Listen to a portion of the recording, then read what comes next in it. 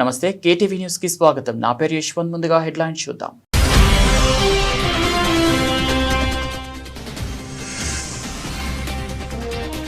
తొలి రోజు పర్యటనలో ముఖ్యమంత్రి చంద్రబాబు వరుస సమావేశాలు. ఏపీలో పెట్టుబడి అవకాశాలను వినియోగించుకోవాలన్న సీఎం.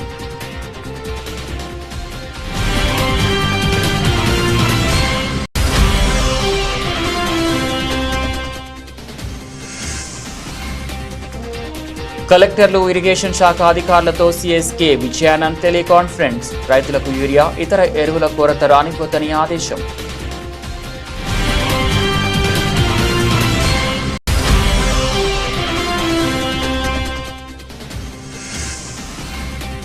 కూటమి ప్రభుత్వం మోసపూరిత హామీలను ప్రజల్లోకి తీసుకువెళ్లాలి. పార్టీ కార్యకర్తలకు పిలుపునిచ్చిన మాజీ ఎమ్మెల్యే సెంట్రల్ నియోజకవర్గ ఇన్ఛార్జ్ మల్లాది విష్ణు.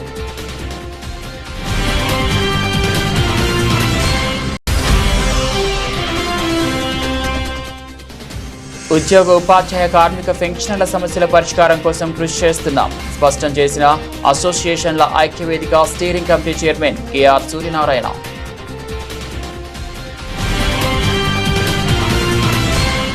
ఏపీలో పెట్టుబడులు పెట్టేందుకు ఆసక్తిగా ఉన్నట్టు global urban infra company Surbana Jurong స్పష్టం చేసింది. సింగపూర్లో పర్యటిస్తున్న ముఖ్యమంత్రి చంద్రబాబుతో ఆ సంస్థ ప్రతినిధి చెర్ ఎక్లో భేటీ అయ్యారు. రాష్ట్రంలో గృహ నిర్మాణాలను పెద్ద ఎత్తున చేపట్టేందుకు ముందుకు రావాలని సీఎం సుర్భనా సంస్థను ఆహ్వానించారు.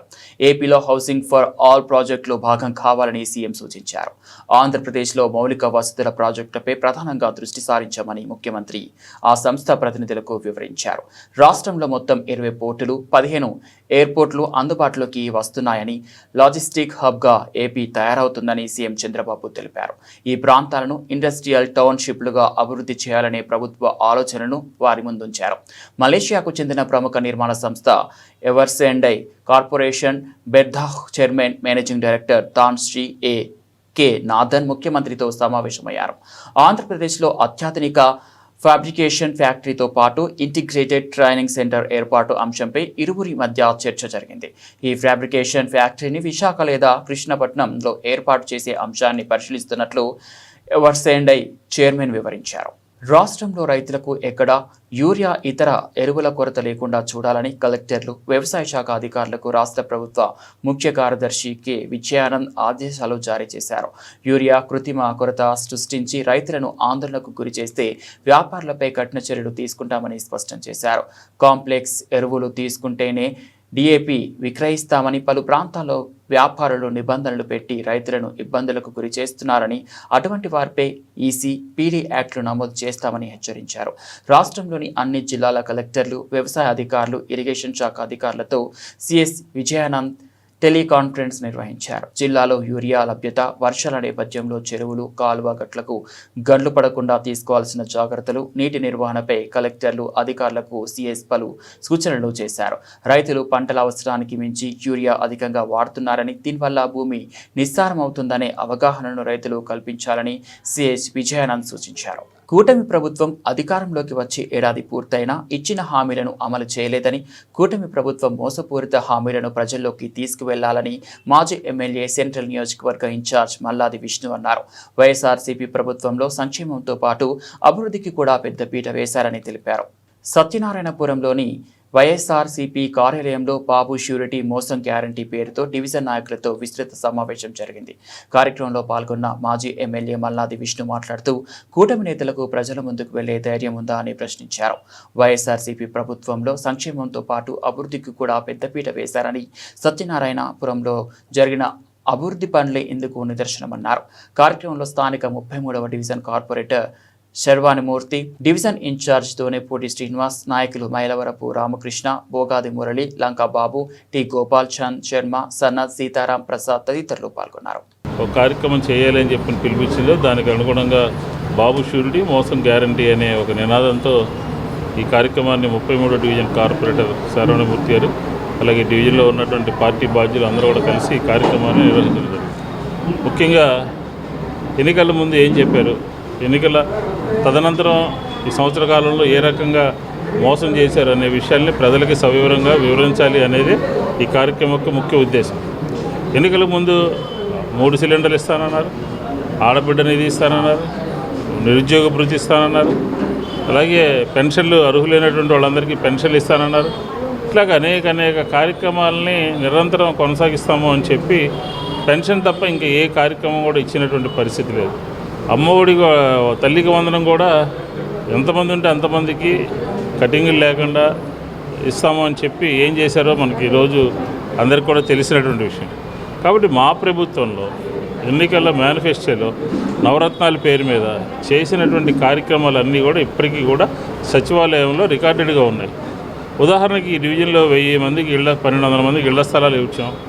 అలాగే ఈబీసీ నేస్తము, చేయూత, ఆసరా, అమ్మఒడి, ఇలాగా ప్రజలకు కావలసినటువంటి పేదరికాన్ని పోగొడుతూ మధ్యతరగతి వర్గాల వారు, అలాగే విద్యావంతులు, అలాగే సామాన్యులు ఎవరికి ఏ రకమైనటువంటి కార్యక్రమం కావాలన్నా కూడా ఆ కార్యక్రమాన్ని ప్రభుత్వం జగన్మోహన్ రెడ్డి గారి నాయకత్వంలో చేయడం జరిగింది.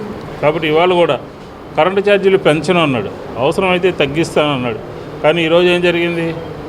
దేశవ్యాప్తంగానేమో రాష్ట్ర వ్యాప్తంగానేమో 18,000 కోట్ల రూపాయలు కరెంటు భారాన్ని మోపారు.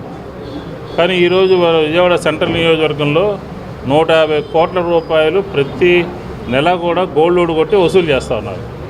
మామూలుగా కాదు, కరెంటు ఛార్జీలు మోయిపోతూ ఉంది.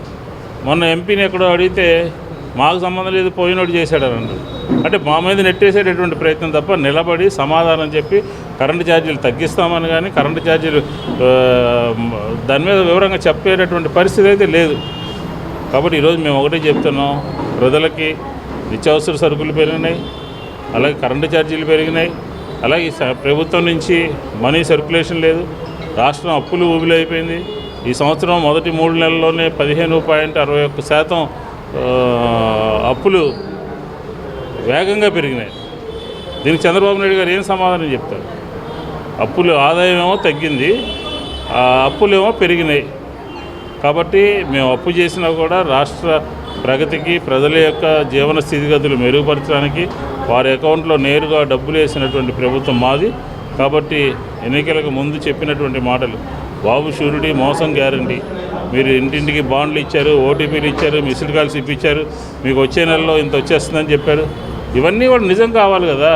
ఆ నిజం చేయడం కోసమే ప్రజల్ని చైతన్యపరిచి తెలుగుదేశానికి సంబంధించినటువంటి వాళ్ళు ఇంటింటికి వెళ్ళినటువంటి సందర్భంలో వాళ్ళని నిలదీయాలి, అడగాలి, క్వశ్చన్ చేయాలి అని చెప్పని వాళ్ళందరికీ కూడా ఈ సందర్భంగా పిలుపునిస్తూ ఈ అమరావతిలో ఈ డివిజన్కి సంబంధించినటువంటి దాదాపుగా 8,000 మందికి నియోజకవర్గానికి సంబంధించినటువంటి వాళ్ళందరికీ కూడా ఇళ్ళు ఇచ్చాము. అక్కడ ప్రభుత్వం వచ్చిన వెంటనే R5 జోన్లో ఇళ్ళన్నీ కూడా జీవో రూపంలో ఇళ్ళన్నీ కూడా క్యాన్సిల్ చేయడం జరిగింది.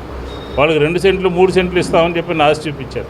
త్వరితగతిన R5 జోన్లో క్యాన్సిల్ చేసినటువంటి ఇళ్ళని కొద్ది రోజుల్లో కనుక ఇవ్వకపోతే వైఎస్ఆర్ కాంగ్రెస్ పార్టీ ఉద్యమం చేస్తుంది అని చెప్పి ఈ సందర్భంగా మనవి చేసుకుంటూ ఈరోజు 33వ డివిజన్లో ఈ కార్యక్రమాన్ని నిర్వహించడం జరిగింది. అందరికీ ధన్యవాదాలు.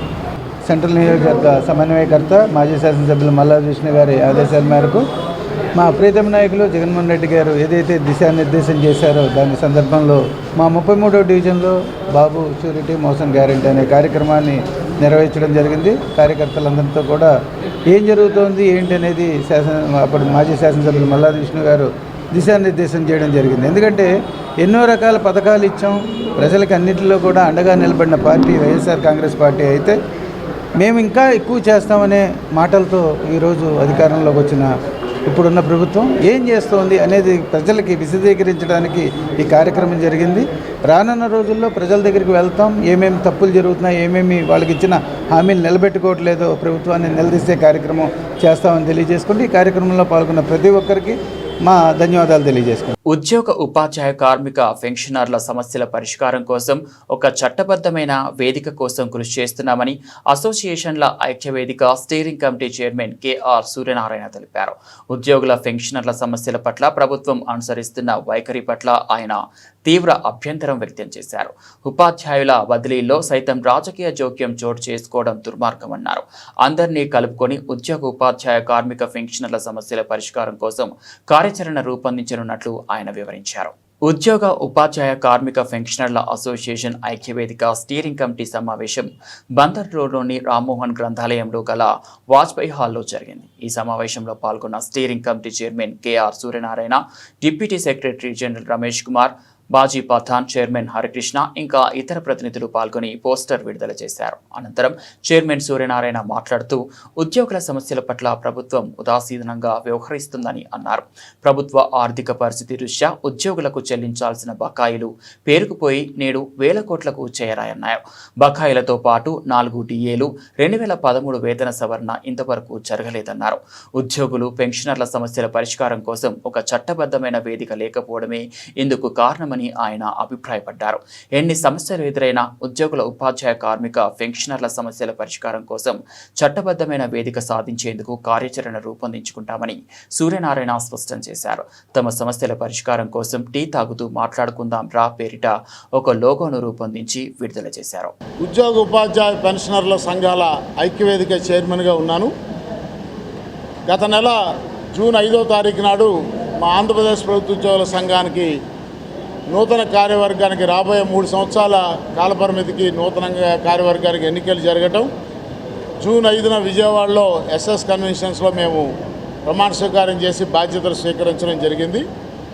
ఆ సందర్భంగా జరిగిన మా రాష్ట్ర కౌన్సిల్ సమావేశంలో ఈ రాష్ట్రంలో ఉద్యోగ, ఉపాధ్యాయ, పెన్షనర్లు ఎదుర్కొంటున్నటువంటి ప్రధానమైన సమస్యల మీద పరిష్కారానికి ఒక ప్రారంభం పలకాలని, దానికి ఒక సరైనటువంటి కార్యాచరణ తీసుకోవాలని, ఆ కార్యక్రమం మేము ఊహించిన దానికి మించి విజయవంతం చేయడం ద్వారా ఉద్యోగులు ఈ రాష్ట్రంలో ఆంధ్రప్రదేశ్ ప్రభుత్వ ఉద్యోగుల సంఘం పట్ల, నాయకత్వం పట్ల చూపించినటువంటి నమ్మకాన్ని నిలబెట్టుకునేటట్టుగా ఈ సమస్యల పరిష్కారానికి కార్యాచరణ తీసుకోవాలని మేము ఆనాడు కౌన్సిల్ సమావేశంలో నిర్ణయం చేసుకోవడం జరిగింది. దాని కొనసాగింపుగా సైలెంట్గా ఉండండి. దాని కొనసాగింపుగా ఆ కార్యాచరణ ఏ రకంగా ఉండాలి, ఏ రకంగా దీన్ని ముందుకు తీసుకువెళ్ళాలి, ప్రస్తుతం ప్రధానంగా ఉద్యోగులు కోరుకుంటున్నటువంటి ఆర్థికపరమైన ప్రయోజనాల అంశంలో ఒక పక్క చూస్తే రాష్ట్ర ప్రభుత్వం యొక్క ఆర్థిక పరిస్థితి చాలా దయనీయంగా ఉండటం, ప్రతి నెల జీతాలు, పెన్షన్లకే ఇబ్బంది పడుతున్నటువంటి పరిస్థితుల్లో పేరుకుపోయిన వేల కోట్ల రూపాయల బకాయిలు ఏ రకంగా వస్తాయి, ఇంకా 1/7/2023 నుంచి మాకు రావాల్సినటువంటి వేతన సవరణ ఎలా జరుగుతుంది, రావాల్సిన 4 డిఏలు ఎట్లా, దీనికి ఏదైనా ఒక నిర్దిష్టమైనటువంటి ఒక ప్రత్యామ్నాయ పరిష్కార మార్గం ఏమైనా ఉందా అని ఆలోచన చేయడానికి, అలాగే ఈ రాష్ట్రంలో అందరూ సమాజం అంతా గమనించాల్సిన విషయం ఏంటంటే భారత రాజ్యాంగం ప్రకారం పౌర సమాజంలో ఉన్న ప్రతి వారికి వారికి వచ్చే ఏ సమస్యకైనా పరిష్కారానికి ఒక చట్టబద్ధమైన వేదిక ఉండాలి, పరిష్కార వేదిక. కానీ మీరు చూసినట్టయితే ఆంధ్రప్రదేశ్ రాష్ట్రంలో ఉద్యోగ, ఉపాధ్యాయ, పెన్షనర్ల యొక్క సమస్యల పరిష్కారానికి చట్టబద్ధమైన వేదిక ఏది లేదనేటువంటి విషయాన్ని సందర్భంగా మీ అందరి దృష్టికి తీసుకొస్తున్నా. కేవలం ఎప్పుడో 90ల దశకం ముందు రూపొందించిన రూల్స్లో ఐఏఎస్ అధికారులని అప్పిలేట్ అథారిటీస్గా డిజిగ్నేట్ చేసినప్పటికీ వాస్తవానికి ఈ రాష్ట్రంలో మారినటువంటి పాలనా విధాన పద్ధతులు, కంప్యూటర్లు వచ్చిన తర్వాత WhatsApp governance, teleconference, video conference, సమీక్షల పేరు మీద ఐఏఎస్ అధికారులు ఎవరు ఉద్యోగులు పెట్టుకున్న దరఖాస్తుల్ని, అప్పీల్ని పరిశీలించేటువంటి పరిస్థితి లేదు. వాళ్ళు అప్పిలేట్ అథారిటీస్గా ఉన్న అడ్మినిస్ట్రేటివ్ ట్రిబ్యునల్ని, భారత రాజ్యాంగాన్ని సవరించి పార్లమెంటు చట్టం ద్వారా ఏర్పరిచిన అడ్మినిస్ట్రేటివ్ ట్రిబ్యునల్ని దేశంలో అన్ని రాష్ట్రాల్లో, కానీ ప్రభుత్వం 5 ఏళ్ళు దాటిన వాడిని బదిలీ చేస్తాం కంపల్సరీగా అని నిబంధన పెట్టి నువ్వు ఒక 5 ఆప్షన్లు ఇవ్వని అడిగి 5 ఆప్షన్లు ఇచ్చావు కాబట్టి అది నీ రిక్వెస్ట్ బదిలీ కింద పరిగణిస్తాము, నీకు జాయినింగ్ టైమును, ఊరు మారినందుకు రావాల్సిన ట్రావెలింగ్ అలవెన్స్ ఇవ్వనేటువంటి నిబంధన చెప్పడం అసలు చట్టవిరుద్ధం. ఆర్థిక శాఖ అధికారులు తప్పుడుగా, దుర్మార్గంగా వ్యవహరిస్తున్నారని నేను ఆరోపిస్తూ ఉన్నా. ఒక చట్ట నిబంధన ద్వారా సంక్రమించిన హక్కుని ఆర్థిక శాఖ అధికారులు ఒక ఎగ్జిక్యూటివ్ ఉత్తర్వు ద్వారా తీసేయడానికి వీలు లేదనేటువంటి విషయాన్ని ఈ సందర్భంగా తెలియజేస్తూ ఉన్నా. అలాగే ఆ రిలాక్సేషన్ మీరు చూశారు, మనంతా రిలాక్సేషన్ గడువు 31తో ముగుస్తుందంట. 31వ తారీఖు రాత్రి 12 గంటలకి బదిలీ ఉత్తర్వులు మాకు వాట్సాప్లో పెడతారు. ఆ బదిలీలో అన్యాయం జరిగితే ఎవరికి చెప్పుకోవాలా, ఎప్పుడు అప్పీల్ చేసుకోవాలా? తెల్లారి పొద్దున్న వెళ్తే ఆల్రెడీ బదిలీలో గడువు ముగిసిపోయింది, వాళ్ళ నుంచి మళ్ళీ నిషేధం వచ్చేసింది కాబట్టి ఇంక ఇప్పుడు ఏం చేయలేమంటారు. అంటే ఉద్దేశపూర్వకంగా అర్ధరాత్రి బదిలీలు ఇచ్చి వాటిని మర్నాడు మార్పు చేయడానికి అవకాశం లేని రీతిలో కావాలని అధికారులు వ్యవహరిస్తూ ఈ బదిలీలు అనేది మాకు ప్రాణాంతకంగా తయారైనటువంటి విషయాన్ని చెప్పక తప్పడం లేదు. గౌరవ ముఖ్యమంత్రి గారు పొలిటికల్ గవర్నెన్స్ అంటే ప్రజా సంక్షేమం కోసం, రాష్ట్ర అభివృద్ధి కోసం చేసేటువంటి ప్రభుత్వం తరఫున చేపట్టేటువంటి కార్యక్రమంలో వారి రాజకీయ పార్టీ విధానాలని అనుసరించడం, అమలు చేయడం ద్వారా పొలిటికల్ గవర్నెన్స్గా చేస్తారని భావించాం తప్ప ఇలా రాజకీయ నాయకులు, ఎమ్మెల్యేల మీద మా బదిలీలు ఆధారపడే పరిస్థితి వస్తుందని మేము ఊహించలేకపోయినామనే విషయాన్ని మనవి చేస్తూ ఉన్నాం. మొన్న జరిగినటువంటి విలేజ్ వార్డ్ సెక్రటరీ ఉద్యోగుల బదిలీలు అయితే ఘోరాతి ఘోరమైనటువంటి పరిస్థితి ఉందని కూడా తెలియజేస్తూ ఉన్నాం. ఇలాంటి అన్ని సమస్యలకి ఒక చట్టబద్ధమైన పరిష్కార వేదికలు ఏర్పాటు చేయాలనేటువంటి ఉద్దేశంతో మా ఆంధ్రప్రదేశ్ ప్రభుత్వ ఉద్యోగుల సంఘం నిన్న మా రాష్ట్ర కార్యవర్గంలో మా కార్యాచరణని ఎలా ఉండాలని నిర్ణయించింది, ఒక కార్యక్రమాన్ని చేపట్టింది. దాని ఆమోదం కోసం ఈరోజు మాతో అనుబంధంగా ఉన్న ఐక్యవేదిక స్టీరింగ్ కమిటీ సభ్యుల సమావేశాన్ని ఏర్పాటు చేసుకున్నాం. అది ఏమిటి మా కార్యాచరణ అనేది వీడియో రూపకంగా మా ప్రధాన కార్యదర్శి గారు మీట నొక్కడం ద్వారా ప్రదర్శన చేస్తారని తెలియజేస్తూ ముగిస్తున్నా. Thank you. Modern పెంటథలాన్ association Andhra Pradesh ఆధ్వర్యంలో 9వ ట్రైత్లే 2వ టెట్రాథలాన్ స్టేట్ ఛాంపియన్షిప్ పోటీలను పెనమలూరులోని బ్లూమింగ్ డేల్ ఇంటర్నేషనల్ స్కూల్లో నిర్వహించారు. నిన్న నుంచి జరుగుతున్న ఈ పోటీలో రాష్ట్రంలోని వివిధ ప్రాంతాలకు చెందిన క్రీడాకారులు ఉత్సాహంగా పాల్గొన్నారు.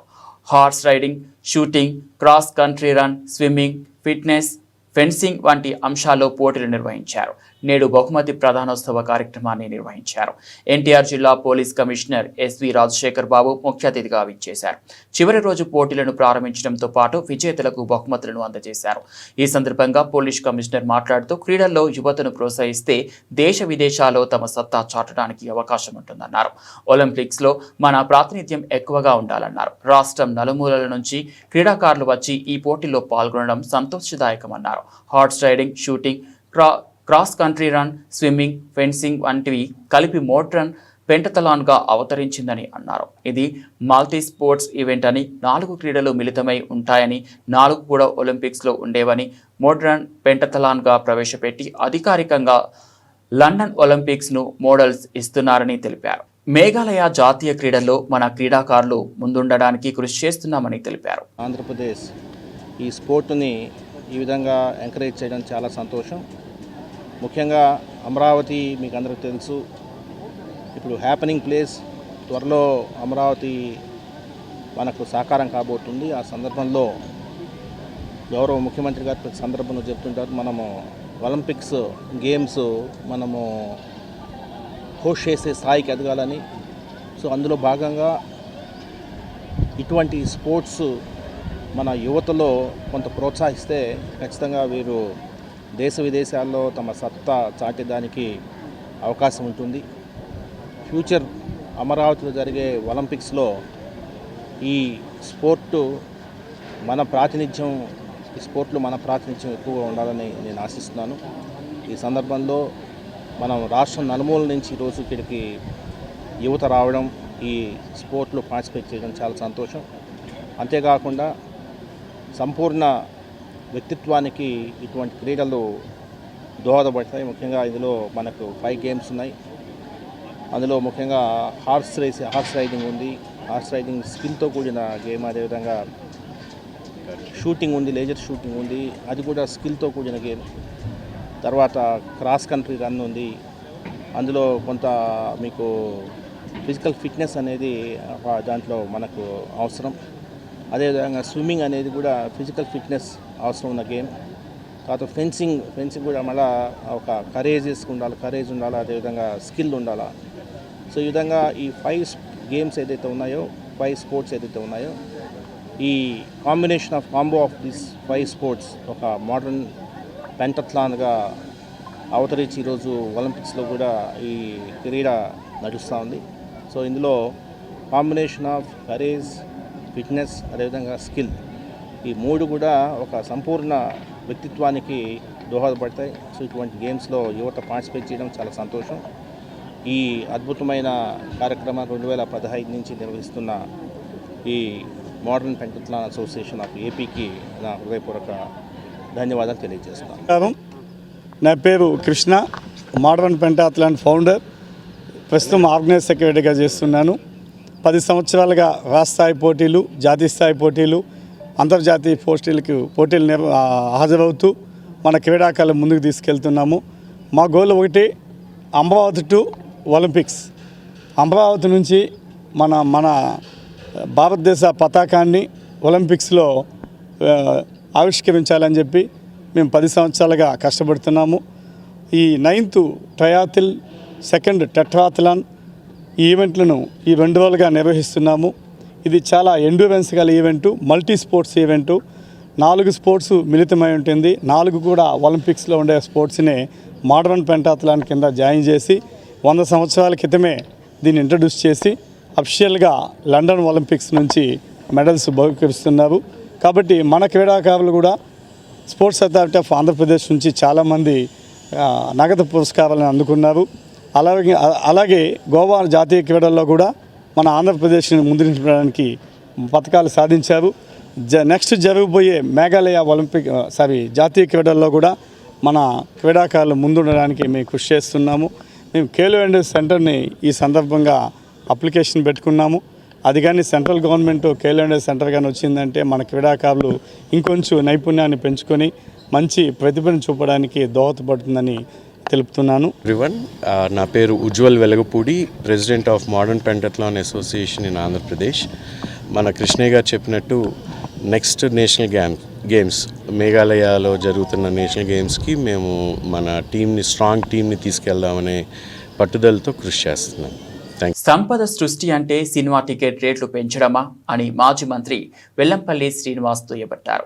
మాజీ సీఎం వైఎస్ జగన్ 5 ఏళ్లలో 3 లక్షల కోట్లు అప్పు చేస్తే చంద్రబాబు నాయుడు వచ్చిన ఏడాదిలోనే 1.75 లక్షల కోట్లు అప్పు చేశారని, ఇదేనా సంపద సృష్టి అంటే అని ప్రశ్నించారు.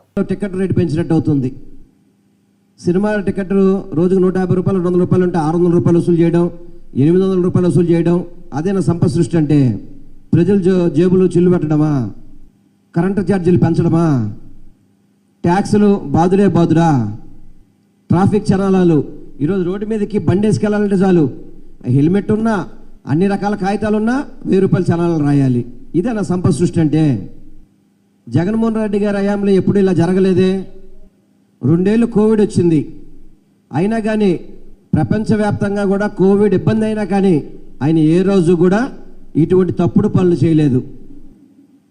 5 ఏళ్ల పరిపాలనలో 3 లక్షల కోట్ల రూపాయలు అప్పు ఉంటే కనుక ఈ 1 సంవత్సరం పరిపాలనలోనే 1,75,000 కోట్లు అప్పు చేసిన గండు ఎవరు ఉన్నారంటే అది చంద్రబాబు నాయుడు, కూటమి ప్రభుత్వం చెప్పి అందరికీ కూడా తెలియపరుచుకుంటాను. ఏ మనిషికైనా ప్రాణం నిలబెట్టాలంటే ఆక్సిజనేటెడ్ బ్లడ్ అనేది ఎంతో అవసరమని, రక్తంలో ఆక్సిజనేషన్ తగ్గితే శరీరంలోని అవయవాలు దెబ్బతింటాయని Manipal hospital Vijayawada critical care head doctor Srinivas తెలిపారు. ఊపిరితిత్తులు, గుండె ఫెయిల్ అయినప్పుడు ఈ ఆక్సిజనేషన్ అనేది బాగా తక్కువగా జరుగుతుందని, దీనివల్ల మిగిలిన అవయవాలు దెబ్బతినడానికి కారణమవుతుందన్నారు.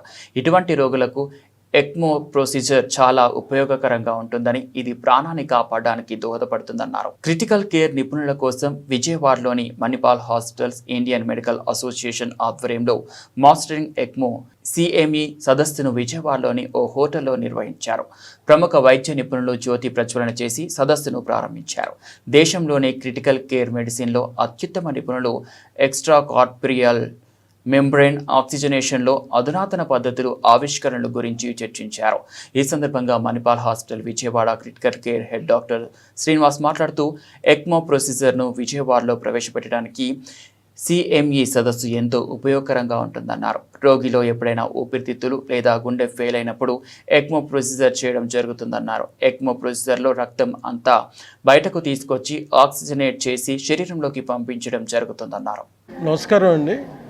I am Dr. Srinivas, Head of Critical Care Manipal hospitals Vijayawada. ఈరోజు విజయవాడలో మాస్టరింగ్ ఎక్మో అనే కంటిన్యూస్ మెడికల్ ఎడ్యుకేషన్ ప్రోగ్రామ్ పెట్టాము. అది మణిపాల్ హాస్పిటల్ సౌజన్యంతో జరుగుతూ ఉంది. ECMO extra corporeal membrane oxygenation అనే ఒక ప్రొసీజర్ని విజయవాడలో ప్రవేశపెట్టడానికి ఈ యొక్క సిఎంఏ అనేది ఎంతో ఉపయోగకరంగా ఉంటుంది.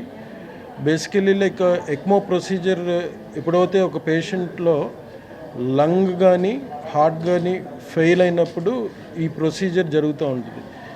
ఇందులో ఏంటంటే బ్లడ్ అంతా బయటికి తీసుకొచ్చి ఆక్సిజనేట్ చేసి మళ్ళీ బాడీలోకి పంపించడం జరుగుతూ ఉంటుంది. బేసికలీ ఆక్సిజనేటెడ్ బ్లడ్ అనేది ఏ మనిషికైనా కానీ ఒక ప్రాణం నిలబెట్టడానికి ఎంతో అవసరం. ఈ ఆక్సిజనేషన్ అనేది లంగ్ ఫెయిల్ అయినప్పుడు జరుగుతూ ఉంటుంది, హార్ట్ ఫెయిల్ అయినప్పుడు బాగా తక్కువగా అవుతూ ఉంటుంది బాడీలో. అది మిగతా ఆర్గాన్స్ అన్నీ కూడా ఫెయిల్ అవడానికి కారణం అవుతూ ఉంటుంది. సో ఇటువంటి పేషెంట్స్కి డెఫినెట్గా ఈ ఎక్మో అనే ప్రొసీజర్ చాలా హెల్ప్ఫుల్గా ఉంటుంది. It's a life saving frontier. Thank you. నా పేరు doctor Gutta Lokesh, consultant international pulmonologist at Manipal hospitals Vijayawada.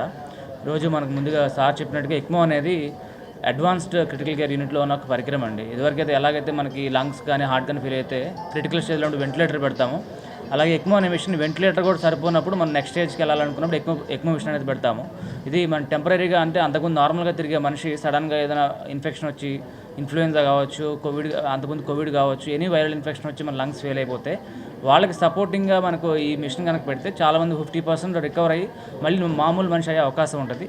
So especially అంతకుముందు నార్మల్ ఉన్న వాళ్ళకి, తిరిగే వాళ్ళకి సడన్గా ఇన్ఫెక్షన్ వచ్చి లంగ్ ఫెయిల్ అవ్వడం ద్వారా, లేకపోతే ఏదైనా హార్ట్ ప్రాబ్లం రావడం కానీ సడన్గా, సో వాళ్ళకి టెంపరీగా ఈ సపోర్ట్ ఇస్తే ఇందులో బయటకు వచ్చి రికవర్ అయిన మళ్ళీ నార్మల్ అయ్యే అవకాశం ఉంటుంది. ఈ ప్రోగ్రామ్ అనేది ఎక్మో మిషన్ అనేది ఇదివరకు యూజువల్గా హైదరాబాద్ కానీ, చెన్నై కానీ, బెంగళూరు కానీ వెళ్ళవలసి వచ్చేది. ఈవెన్ డ్యూరింగ్ కోవిడ్ టైంలో కూడా 2021, 2022లో కూడా ఆ టైంలో కూడా చాలామంది విజయవాడ నుంచి హైదరాబాద్ వెళ్ళాల్సిన అవసరం వచ్చేది. బట్ ఇప్పుడు మనం మణిపాల్ హాస్పిటల్లో అందరి అంటే ఎక్మో అనేది ఒక్క మనిషి చేసేది కాదండి. ఒక క్రిటికల్ కేర్ స్పెషలిస్ట్ ఉండాలి, అలాగే పల్మనాలజిస్ట్, కార్డియాలజిస్ట్ అందరూ కూడా ఉండాలి, ఒక నర్సింగ్ కేర్ కానీ, పర్ఫ్యూషనిస్ట్ కానీ, సో అందరూ కలిసి చేసే ప్రక్రియ ఇది. సో అలాంటి టీం అంతా కూడా మణిపాల్ హాస్పిటల్లో ఉన్నారు. అలాగే మనం ఎక్మో ప్రోగ్రామ్ అనేది విజయవాడలో మనం స్టార్ట్ చేసాము. ఇది అందుబాటులో మనకి ఉంది. స్పెసిఫిక్గా మనం ఇక్కడ నుంచి అంత దూరం వెళ్ళాల్సిన అవసరం కూడా లేదు. సో ఒక మనిషిని సేవ్ చేయడానికి ఒక లాస్ట్ స్టేజ్లో ఉపయోగించే పరికరం ఇది. డెఫినెట్గా మనకి చాలామంది లైఫ్స్ అనేవి సేవ్ అవుతాయి. సో ఇది ప్రజలకి అవేర్నెస్ క్రియేట్ చేయడానికి, అలాగే చుట్టూ ఉన్న డాక్టర్స్ కూడా అందరికీ అవేర్నెస్ క్రియేట్ చేయడానికి ఈ ప్రోగ్రామ్ చేస్తున్నామండి. Thank you. సో ఇవాళ మెయిన్గా ఈ ప్రోగ్రామ్ ఏదైతే చేస్తున్నామో మణిపాల్ హాస్పిటల్ ఆధ్వర్యంలో ఎక్మో అనే ప్రోగ్రామ్ మెయిన్గా సార్ చెప్పినట్టు advanced heart failure, advanced lung failure వాళ్ళకి మందులకి ప్లస్ వెంటిలేటర్ సపోర్ట్కి సహకరించిన వాళ్ళకి ఇది కృత్రిమంగా మనకి సపోర్ట్ చేయడానికి, ఎవరికి లంగ్స్ ఫెయిల్ అయినా అడ్వాన్స్డ్గా లేదంటే హార్ట్ ఫెయిల్ అయిన వాళ్ళకి సపోర్ట్ చేయడానికి బాగా ఉపయోగపడుతుందండి. ముఖ్యంగా ఇవాళ ఈ ప్రోగ్రామ్ చేయడానికి ముఖ్య కారణం మనకి ప్రజల్లో కానీ మన చుట్టుపక్కల ఉన్న డాక్టర్లకు కానీ అవేర్నెస్ క్రియేట్ చేయడానికండి. ఇట్లాంటి అడ్వాన్స్డ్ ప్రోగ్రామ్ అనేది మన దగ్గర ఉంది. ప్లస్ మల్టీ డిసిప్లినరీ టీమ్ అంటే ఎన్నో టీమ్స్ ఇన్వాల్వ్మెంట్ అంటూ ఉంటుందండి ఎక్మోలో. మనకి పల్మనాలజిస్టులు, cardiologist, critical care, cardiothoracic surgeons ఇట్లాంటి అన్ని అవైలబిలిటీ అంటూ మనకి మణిపాల్ హాస్పిటల్లో ఉంది. కాబట్టి ఈ అవేర్నెస్ క్రియేట్ చేసి ఎంతో దూరం వెళ్లకుండా, అంటే ముఖ్యంగా ఇట్లాంటి వాటికన్నీ హైదరాబాద్లో కానీ, చెన్నైలో కానీ, బెంగళూరులో కానీ జరగడం ఉంటాయని చెప్పి ఎక్కువగా ఆశిస్తూ ఉంటారు. ఇప్పుడు ఇట్లాంటివన్నీ మనకి మణిపాల్ హాస్పిటల్లోనే ఈ సర్వీసెస్ అన్నీ ప్రొవైడింగ్ అనేది జరగడం అనేది ఉందండి. Thank you. బులెటిన్ ముగించే ముందు హెడ్లైన్స్ మరోసారి.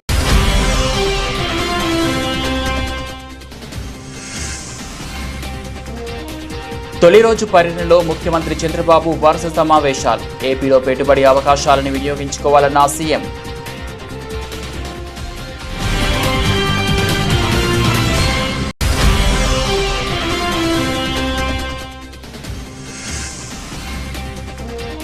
కలెక్టర్లు, ఇరిగేషన్ శాఖ అధికారులతో సీఎస్కే విజయానంద్ టెలికాన్ఫరెన్స్. రైతులకు యూరియా, ఇతర ఎరువుల కొరత రానిపోతని ఆదేశం.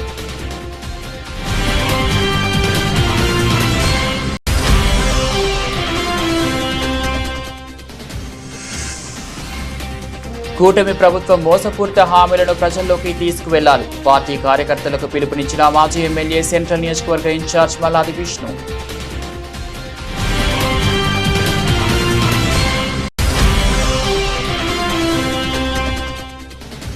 ఉద్యోగ ఉపాధ్యాయ కార్మిక పెన్షన్ల సమస్యల పరిష్కారం కోసం కృషి చేస్తున్నాం స్పష్టం చేసిన అసోసియేషన్ల ఐక్యవేదిక steering committee chairman K R Suryanarayana.